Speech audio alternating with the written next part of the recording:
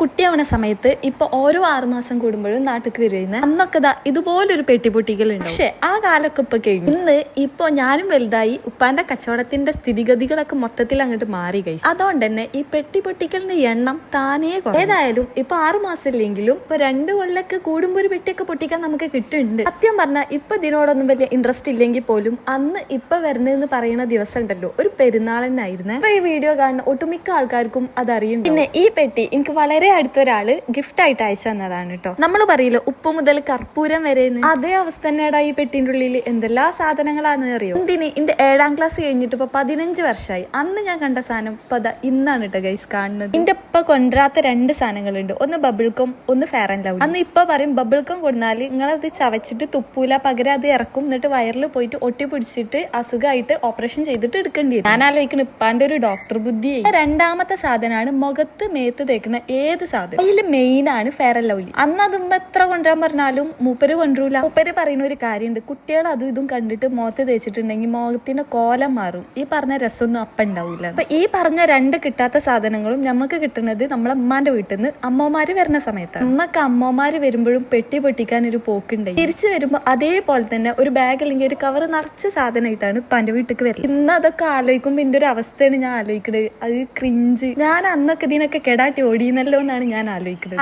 Anyway ആ കാലൊക്കെ കഴിഞ്ഞു. ഇപ്പൊ ഈ പൊട്ടിക്കുന്ന സമയത്തും എന്റെ അനിയത്തി പറയണ്ടായിരുന്നു, താത്ത വലിയ ന്യൂട്ടല്ലന്റെ ബോട്ടിലൊക്കെ ഉണ്ട്, ഇതിനൊക്കെ എത്ര പൈസ.